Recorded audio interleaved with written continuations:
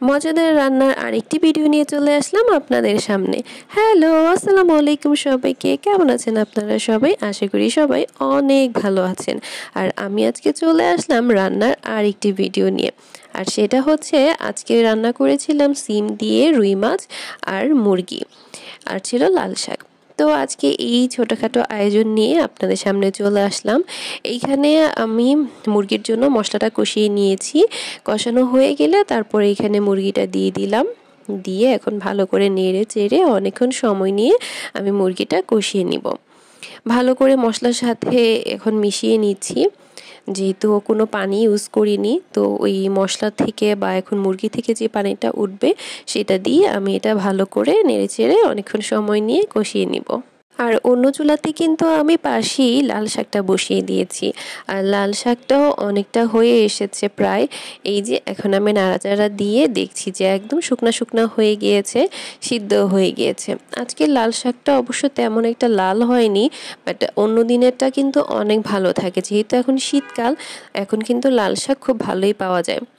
আর এই যে দেখেন, আমি কিন্তু এইখানে রুই মাছটা ফ্রাই করে ফেলতেছি আজকে সিমের বিচি দিয়ে রান্না করার জন্য। সিমের বিচি দিয়ে কার কার এরকম মাছ খেতে অনেক ভালো লাগে অবশ্যই আমাকে জানাবেন কমেন্টস করে। আমার তো খুবই ভালো লাগে খেতে।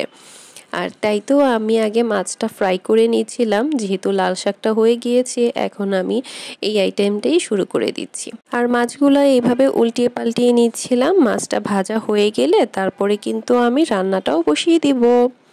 আর এখানে প্রথমে পেঁয়াজটা তেলের মধ্যে ভেজে নিয়েছি। ভেজে এখানে আমি টমেটো দিয়ে দিলাম। টমেটো দিয়ে আজকের তরকারিটা রান্না করব। আমার কাছে টমেটো দিলে ভালো লাগে সিমের বিচির সাথে।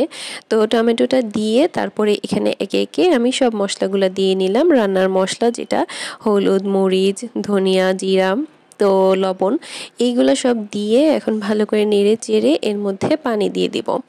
পানিটা দিলে মশলাটা কষানোর জন্য এখন মশলাটা ভালো করে কষানো হবে। আর একটু নেড়েচেড়ে তারপরে ঢেকে দিব আমি। এক এক সময় এক একটা মাছ দিয়ে আমি এই সিমের বিচিটা খেয়ে থাকি, কখনো চিংড়ি মাছ দিয়ে। এর আগে একদিন রান্না করেছিলাম আমি পাবদা মাছ দিয়ে, আর আজকে করছি রুই মাছ দিয়ে।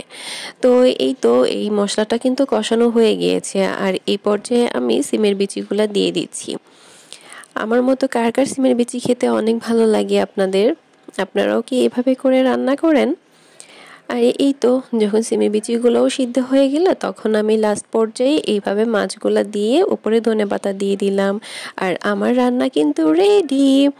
এতক্ষণ পাশে থাকার জন্য আপনাদেরকে অসংখ্য ধন্যবাদ। সবাই অনেক বেশি দোয়া করবেন আর পাশে থাকবেন। আল্লাহ হাফেজ।